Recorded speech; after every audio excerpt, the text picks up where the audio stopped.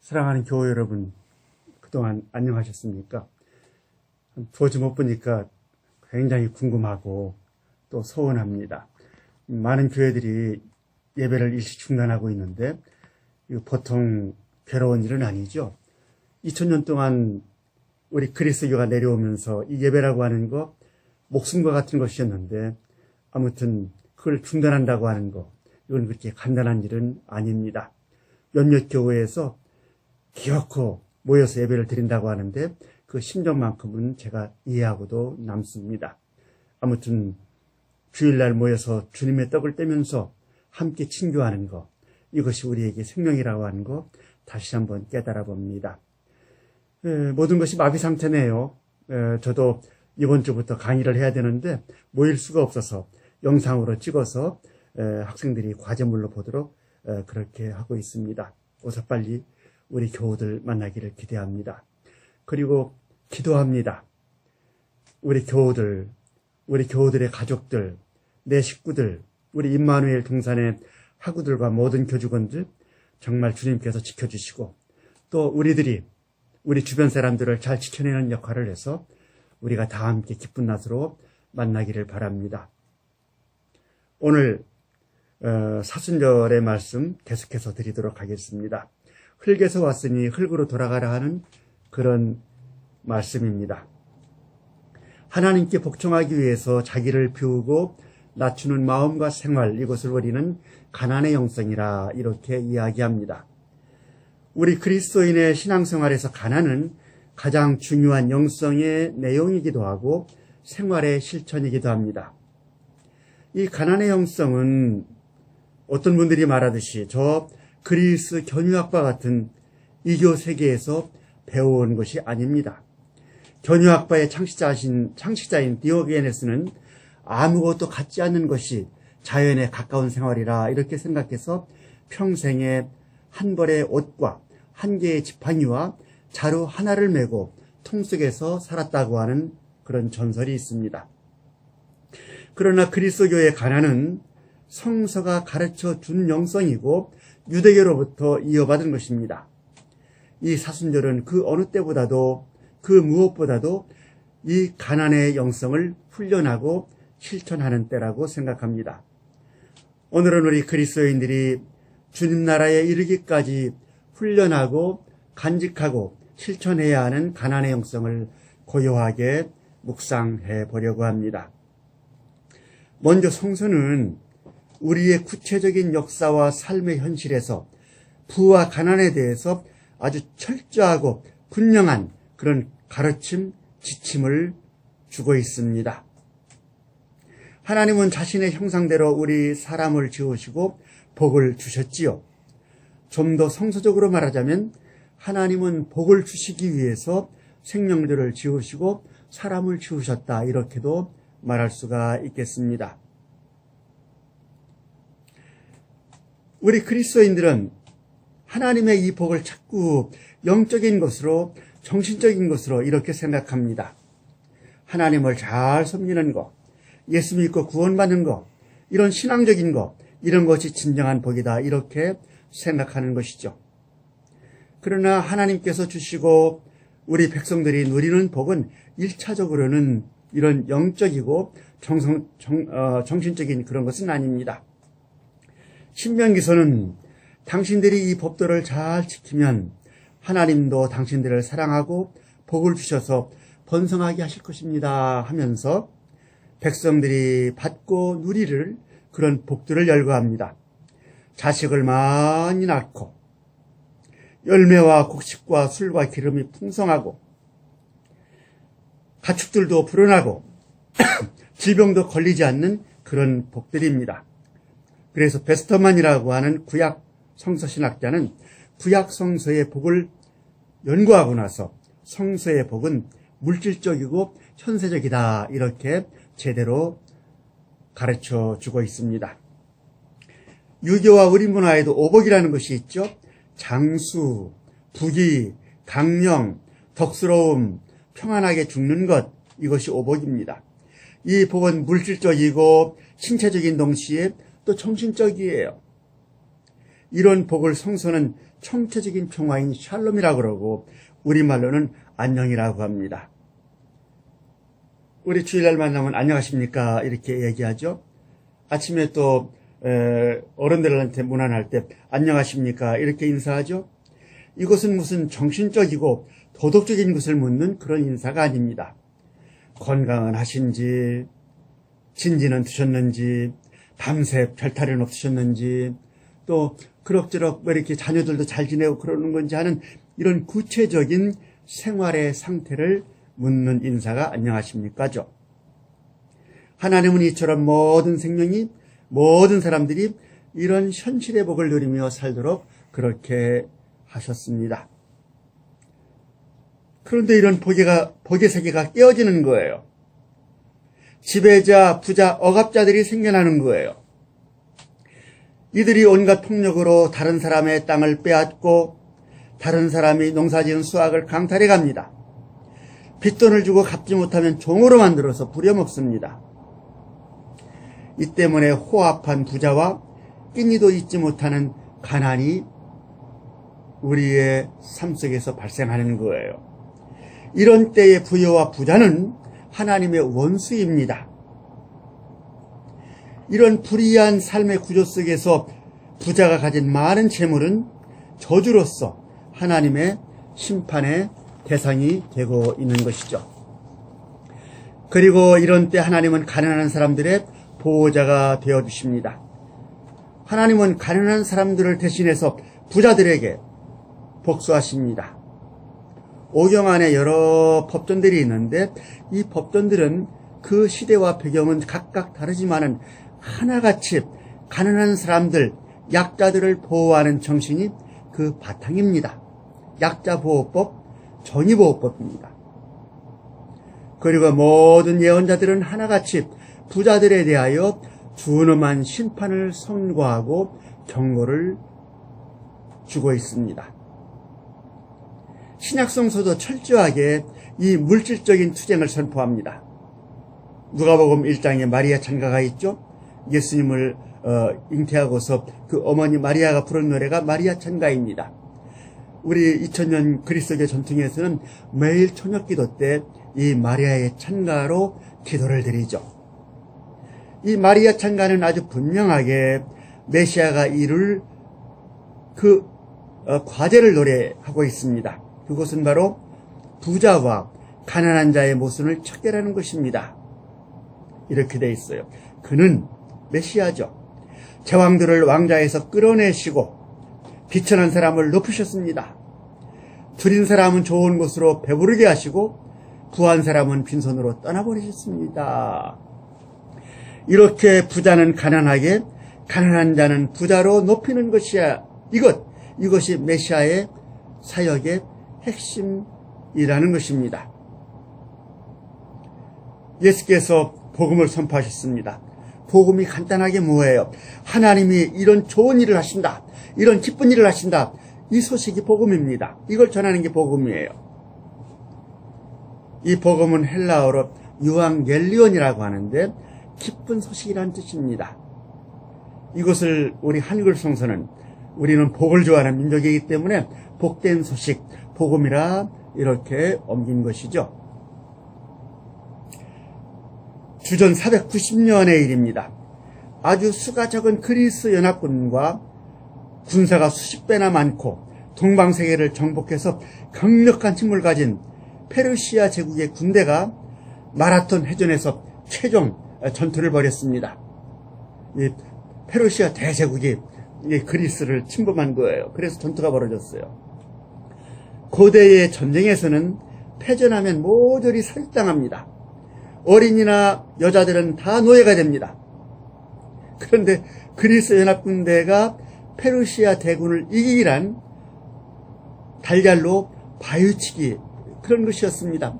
워낙 수가 적어요. 모두가 숨죽이고 이제 죽었다 체념하고 있을 때 저 멀리서 한 병사가 마구 달려옵니다. 그러면서 그 병사가 소리칩니다. 우리 아타네 군사가 승리했다. 그러면서 숨이 차서 그 자리에 쓰러져 죽게 되죠. 이게 마라톤 경지의 그 유래입니다. 승리를 전하는 기쁜 소식, 그것을 알리는 전령이 유앙겔리온입니다. 누가복음 4장에 복음의 구체적 선포 내용이 나오지요. 가난한 사람에게 기쁜 소식을, 포로된 사람들에게 해방을, 눈먼 사람들에게 눈뜸을, 억눌린 사람을 풀어주고 주님의 은혜를 선포하는 것이 우리 그리스도인들이 온 누리에 전하는 기쁜 소식, 복된 소식, 복음입니다. 여기 주님의 은혜에는 레위기 25장의 희년을 말하는데, 이 희년이 되면 노예들은 풀어주고 집이나 땅은 되물려주고 빚은 삭혀주고 땅은 묶여 쉬게 하는 총체적 해방과 평화를 실천하고 누려야 합니다. 바로 수십 킬로미터를 숨가쁘게 달려와서 장렬하게 쓰러지기까지 가난한 사람들에게 기쁜 소식을 전하는 것, 이것이 복음 선포입니다. 우리 주 예수께서 사도들이 그냥 수십 킬로를 달려와서 전한 그 소식, 가난한 사람들에게 주는 기쁜 소식, 이것이 유앙겔리온, 기쁜 소식입니다. 그렇기 때문에 우리 예수님을 잘 믿고 예수님의 가르침을 잘 실천하면 살림도 넉넉해진다는 것이에요. 질병도 낫는다는 것이에요. 신분도 자유롭게 된다는 것이에요. 이 땅의 삶의 평화가 온다는 것입니다. 그렇습니다. 우리 그리스도교는 이 땅에서 부와 가난이라고 하는 이 망가지고 깨어진 질서를 복구해야 합니다. 원상태로 돌리기 위해서 투쟁해야 합니다. 부의 독점과 집중을 막고 재화를 고루 나누는 생산과 분배 체제를 만들고 사회복지와 온갖 생명의 제도와 장치를 마련해서 모든 사람들이 이 땅에서 현실적인 복을 누리며 살도록 기도하고 저항하고 애써야 하는 것이죠. 그런데 오늘 가난의 영성과 관련해서는 성서는 또 다른 차원의 부와 가난을 가르쳐 줍니다. 이것은 물질적인 차원이 아니라 하나님과의 관계에서 부자와 가난의 문제입니다.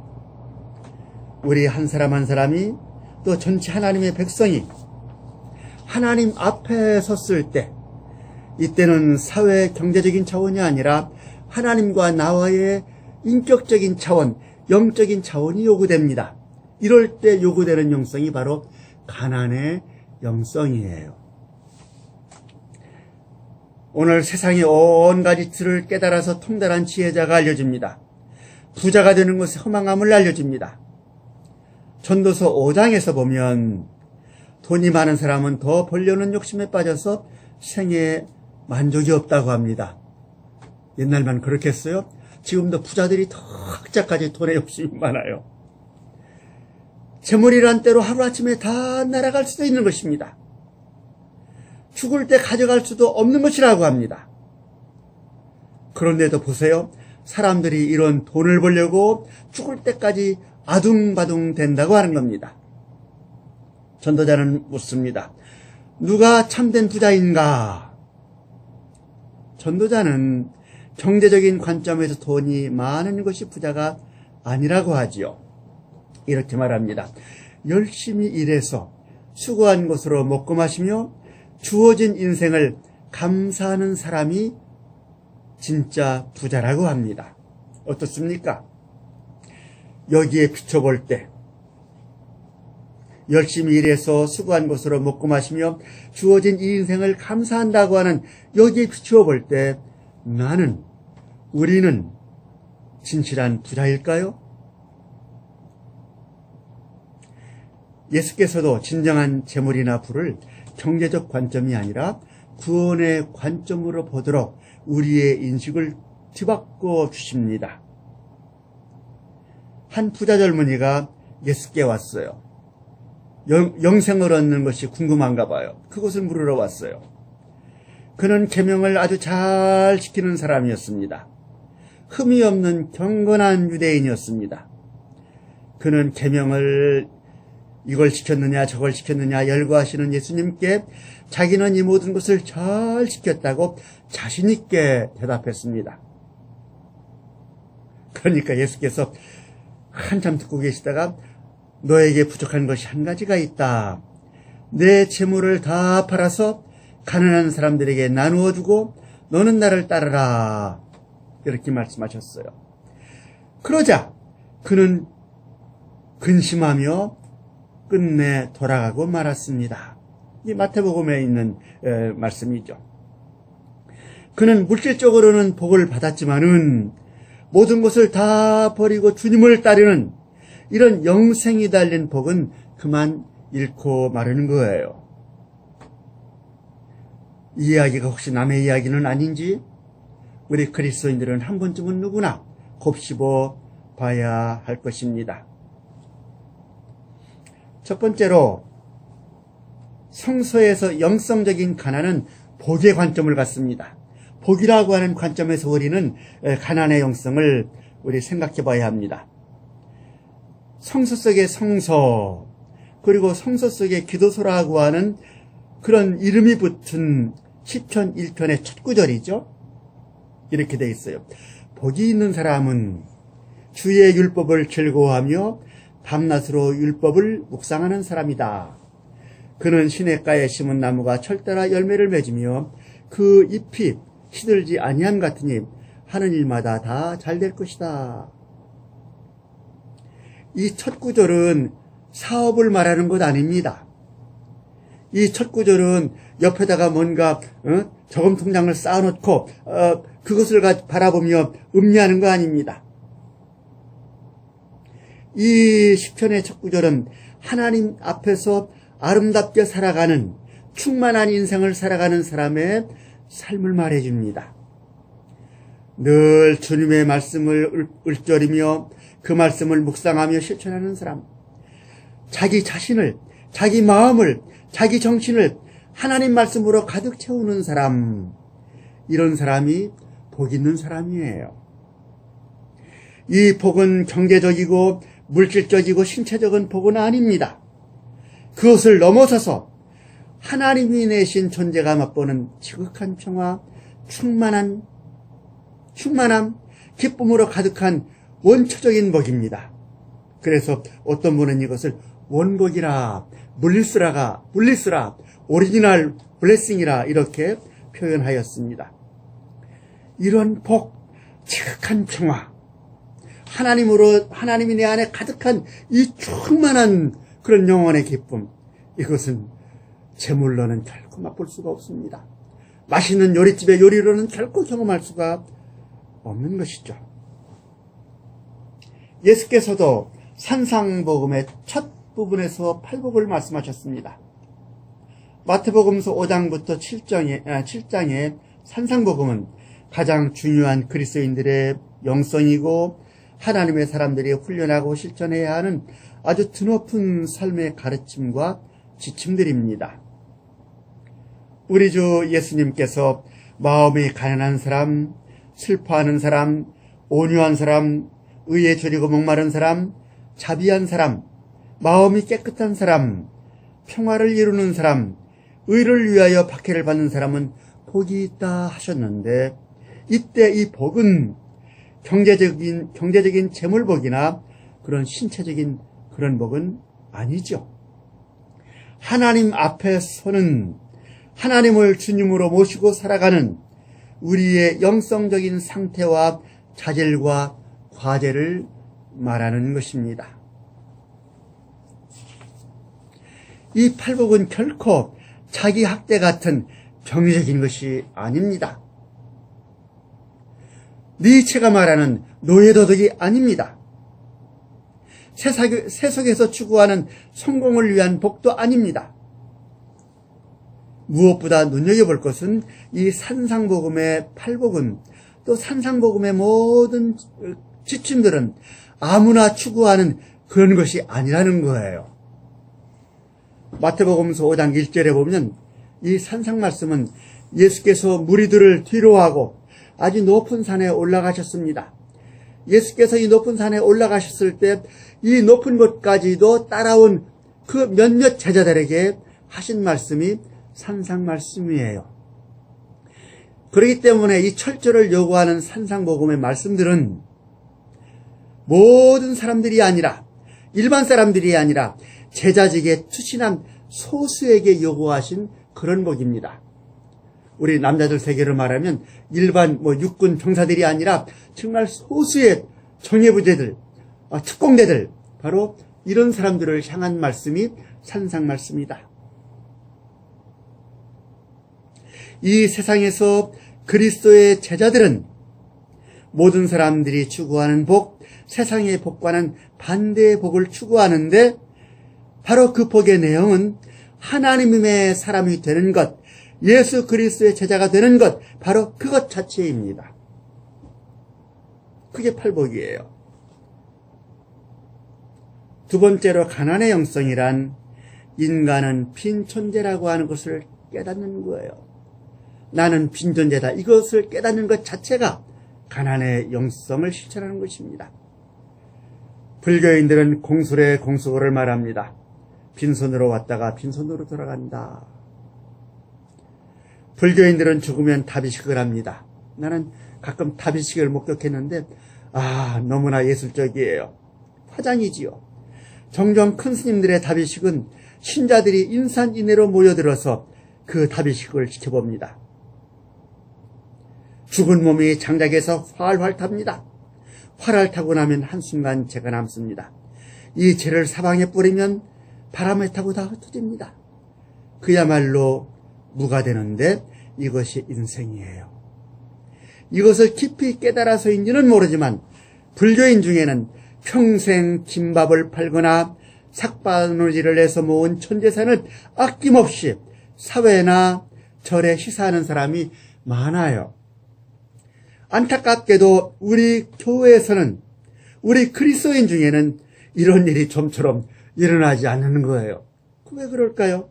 신자들도 교회들도 모으고 모아서 잘 먹고 잘 살다가 교회도 신자들도 다 자기 자녀에게 물려주는 게 이게 오늘 우리들의 모습입니다. 심지어 목사들도 교회를 크게 키워서 다 자기 자식에 물려주려고 그래요. 정말 이것이 우리 그리스도교의 신앙입니까? 이게 정말 성수의 복입니까? 이게 정말 우리가 추구하는 삶입니까? 물론 여러분, 재물을 얻는 것은 결코 죄악이라고 할 수가 없죠. 재물이 넉넉한 것 하나님의 축복입니다. 그러나 정당한 방법으로 땀 흘려서 얻은 재물만이 복이지, 탈세하고 노동 착취하고 임금 체불하고 그렇게 하면서 부당하게 얻은 재물은 저주요 심판입니다. 이렇게 볼 때 우리 사회에 정말 제대로 된 부자가 있기나 있는지 한번 물어보고 싶어요. 정상적인 부자가 있는지.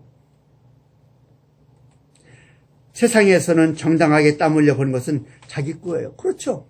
당연합니다. 내가 얼마가 됐든 열심히 일해서 번 거 내 돈이에요. 내 마음대로 나를 위해 쓰고 즐겨도 죄가 되지 않습니다. 비난받지 않습니다.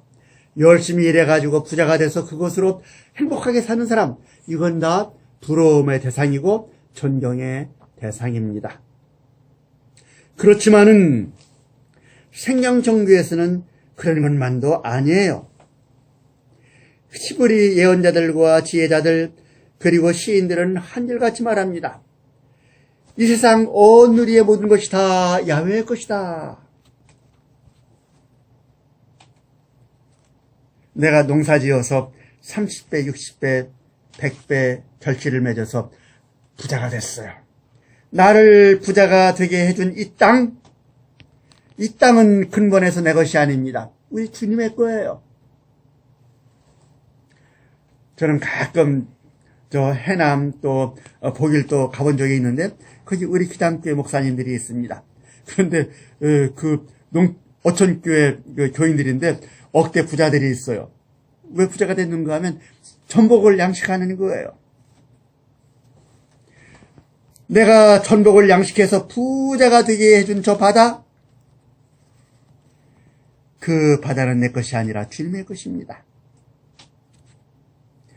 기술을 개발하고 유기농 비료를 생산해서 수익을 올리기 위한 나의 좋은 머리, 나의 좋은 재주, 내가 가진 이 은사도 궁극에는 주님의 것입니다.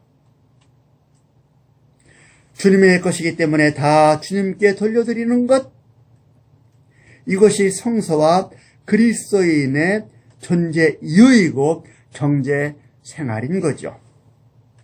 이런 경제 생활이야말로 영성적인 경제 생활이다. 영성적인 경제 생활이다.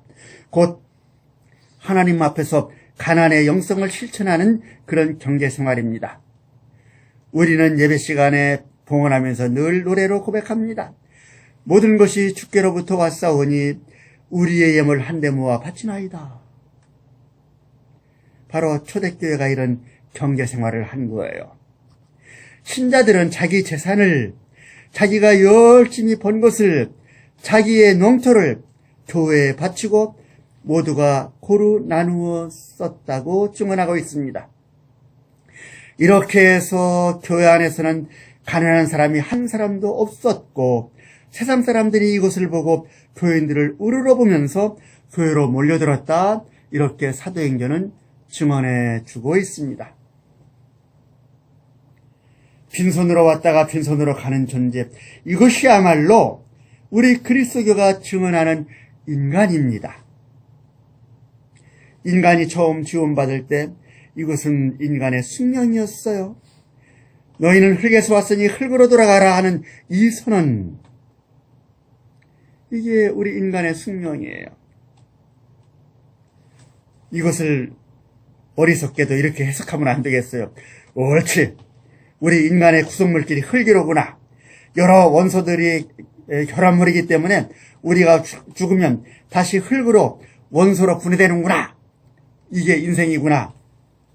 이렇게 생각하는 것, 그런 사람들 많이 있습니다. 그러나 그런 거 아니죠. 그렇게 원소로 모였다가 원소로 흩어지는, 그러니까 아무것도 아닌 그런 허망한 존재는 아닙니다. 흙에서 왔으니 흙으로 돌아간다고 하는 것은 우리는 빈 존재라고 하는 뜻이에요.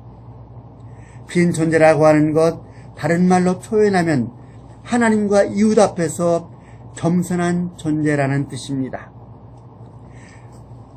내가 빈 존재가 되기 위해서, 겸손해지기 위해서 나를 내주고 나를 비우고 내 것을 다 나누라는 것입니다. 그리고 그 비운 자리에다가, 없는 자리에다가, 겸손한 자리에다가 하나님으로 채우라는 것입니다. 이것이 진정한 가난의 영성이죠. 동시에 이런 가난의 영성이야말로 굉장한, 참으로 진정한 부자의 영성입니다. 그리고 이런 가난의 영성을 경제적으로 실천할 때, 다시 말하면 내가 벌었어도 내 것이 아니고 주님의 것이기 때문에 다 나누어서 비울 때, 이런 것을 실천할 때 지구에 사는 모든 사람이 넉넉하게 사는 풍요로운 사회가 오는 것입니다. 때문에 가난의 영성, 이것은 하나님을 모시고 살아가는 삶이요, 또 구체적인 삶의 자리에서 너와 내가 모두가 부자로 사는 사회적 정의 실천이기도 한 것입니다. 빈 존재라고 하는 의미에서 성서의 가난과 부를 나누었습니다. 세 번째로, 성서에서는 목숨이란 관점에서 부와 가난을 가르쳐 줍니다. 세 번째 관점은 목숨의 관점이다. 목숨의 관점이다. 전도자는 재물, 부라고 하는 것이 인간에게 참된 행복을 가져다 줄 수 없다, 이렇게 말했지만은 현실에서는 그렇지 않죠. 우리는 돈으로 여러 가지를 구입할 수가 있습니다. 또 그런 것으로 행복을 맛보곤 합니다. 여러분, 오늘날에는 돈으로 집이나 여러 물건만 사는 것 아니죠? 오늘날에는 돈이 있으면 생명도 연장할 수가 있어요. 돈으로 간이나 신장이나 콩팥 같은 장기도 부자들은 사가지고 자기 죽을 목숨을 연장합니다. 반대로 돈이 없는 사람은 어쩔 수 없이 장기를 팔아요. 그러다가 건강이 악화돼서 일찍 죽기도 합니다. 여러분, 그럼에도 돈으로는 결코 살 수 없는 것이 여전히 우리 안에 있죠. 진실한 사랑이나 우정은 지금도 돈으로는 살 수가 없습니다. 여기 모인, 저도 그렇지만 여기 모인 우리 사개오 작은 교회 식구들, 제가 볼 때는 사회적으로 내놓을 만한 부자는 없을 것 같아요. 큰 부자는 없습니다. 그럼에도 저와 여러분의 인생이 이렇게 행복하고 충만한 까닭이 무엇입니까?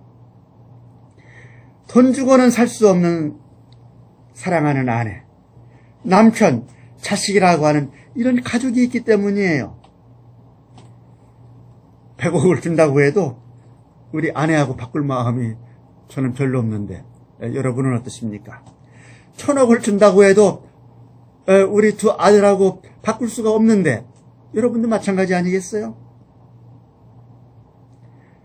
그런데 보시기 바랍니다. 우리 인간들이 종종 커다란 착각에 붙잡혀 살아가요. 자신이 천년만년 사는 줄로 알고 있어요. 그래서 사는 동안에 실컷 쓰고 즐기려고 열심히 모읍니다. 누가복음서에 한 어리석은 부자 이야기가 나오잖아요.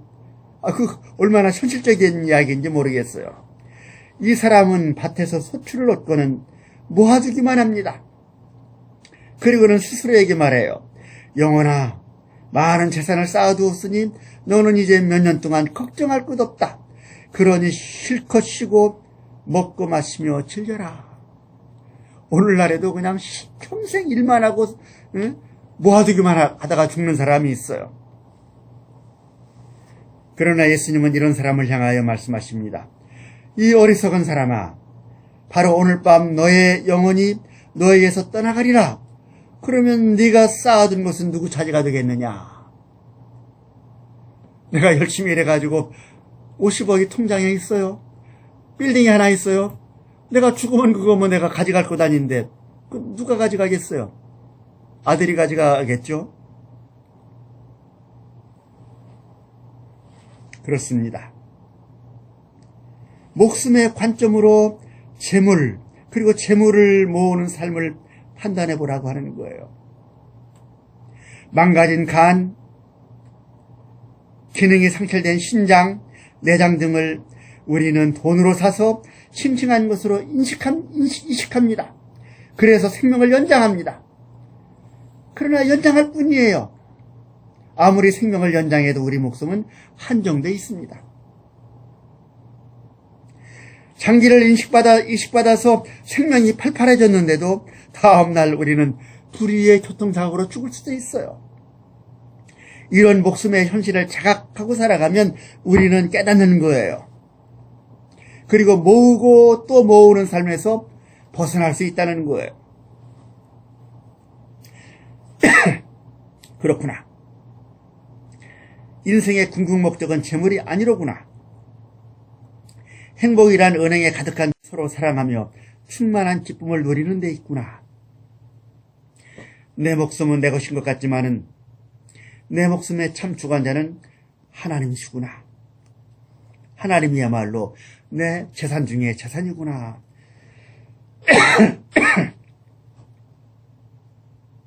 그렇습니다. 우리 목숨은 재물에 달려있지 않아요.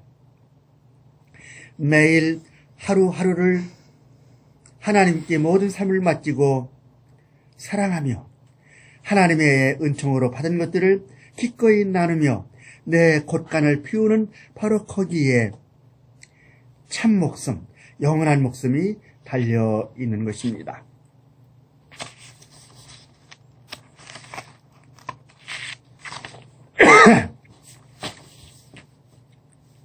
진실로 너무 경제적인 관점의 복이 아니라 참된 복, 지극한 복을 빈 존재의 관점에서, 목숨의 관점에서 바라보고 살아갔으면 합니다. 밤낮으로 주님의 율법을 묵상하는 그런 복된 삶, 예수께서 말씀하신 팔복의 삶을 살아가는 것, 이것이 가난의 영성입니다. 흙에서 왔으니 흙으로 돌아가는 하나님의 창조 질서를 깨닫고 열심히 일해서 벌고 성실히 모으되 그것을 다 내어놓고, 그리고 우리의 마음도 비워서 영혼도 재물도 빈 존재가 되는 것, 이것이 가난의 영성입니다. 우리의 목숨은 창고에 가득 갈무리한 재물에 있지 않고 나를 지으시고 복주신 하나님께 있으며, 천금을 주고도 살 수 없는 진실한 사랑을 오늘도 누리며 즐기는 삶, 이것이 가난의 영성입니다. 그렇습니다. 이런 가난의 영성은 우리가 흙으로 돌아가는 존재임을 아는 것입니다. 인간이 대단한 것 같지만은 히브리 시인의 노래처럼 우리 인생이란 한낮 아침 이슬, 한 줌의 티끌이라고 하는 것을 아는 것입니다. 더 깊이 묵상하면 우리 인간이라고 하는 것은 베란다 화분이나 앞들의 흙보다도 못한 것이에요. 저 흙은 봄만 되면 새싹들을 내는 생명의 품이잖아요. 그러나 우리 인생은 한 번 사라지면 그만입니다. 아, 이 먼지, 아, 이 티끌, 아, 이 한 점의 흙, 아, 이 아침 이슬 같은 존재. 그런데 이런 것들이 되라니 허무하다. 정말 허무할까요? 그러나 한 줌 흙이 되기까지 버리고 비우고 낮추는 그 실존 속에 인간의 역설, 신앙과 생명의 신비, 말할 수 없는 질적 차원의 변화가 들어있는 거예요. 우리가 날마다 실천하는 복은 하나님을 묵상하는 것입니다. 이것은 빈 존재가 된 그 자리에 하나님을 모시는 것입니다. 우리의 곳간을 비우고 우리 목숨을 하나님의 생명 창고로 개조하는 것입니다. 이렇게 가난한 영성이 돼서 하나님의 말씀을 실천하고 사랑을 위해 내 목숨을 내어줍니다. 그러자 그때 우리는 흙에서 와서 흙으로 돌아가는 그런 존재인 줄 알았는데, 우리 주님의 보시되는 놀랍고 신비한 우주보다 존귀한 존재가 되는 것을 발견하게 되는 것입니다. 우리 주님의 말씀입니다. 너희가 내 계명을 지키면 그것은 마치 내가 내 아버지의 계명을 지켜서 그 사랑 안에 머물러 있는 것과 같다. 내가 너희를 사랑한 것과 같이 서로 사랑하여라. 사람이 자기 친구를 위하여 목숨을 내놓는 것보다 더 큰 사랑은 없다. 내가 너희에게 명한 것을 너희가 행하면 너는 내 친구다. 이렇게 가난의 영성을 통해서 나의 모든 것을 너에게 바칠 수가 있다면 우리는 예수님의 친구가 되는, 정말로 우주보다 귀한 생명이 되는 그런 영광된 자리에 있게 될 것입니다. 이 사순절 기간에 참으로 우리 가난한 존재, 빈 존재가 되기를 함께 기도해 봅니다. 주 하나님, 오늘 이렇게 마음으로 모여 신령과 진정으로 주님을 예배하게 하시니 감사합니다. 사마리아도 아니고 예루살렘도 아니고 신령과 진정으로 주님의 이름을 부르는 것은 모두가 예배처, 교회라고 하셨습니다. 그러므로 우리가 이 시간 드리는 예배 함께 모일 수는 없지만은 하나님께서 받으시는 산제사라고 하는 것 우리는 생각하며 감사의 찬미를 올려드립니다. 주 하나님, 오늘 우리는 가난의 영성을 나누었습니다. 우리 삭개오 작은교회 식구들 모두가 가난한 영성이 되어서 하나님을 기쁘시게 하고 우리는 지극한 복속에 살아가도록 은총 내려 주시옵소서. 또 우리 교우들 열심히 일하고 모아서 우리가 모은 것으로 모든 생명을 살리는 귀한 삶의 목적을 완성하도록 도와주시옵소서. 주님, 특별히 기도하옵나이다. 우리 교우들 눈동자처럼 지켜주시옵소서. 이 신종 바이러스 사태가 끝날 때까지 한 사람 한 사람 또 한 가정 한 가정 지켜주시고 건강하게 만날 수 있도록 도와주시옵소서. 특별히 병석에 계시는 우리 어버이들을 기억하시고 주님, 우리 모든 교우들이 함께 기도하오니 주님께서 마음의 용기도 주시고 신체의 평화도 함께 허락하여 주시옵소서.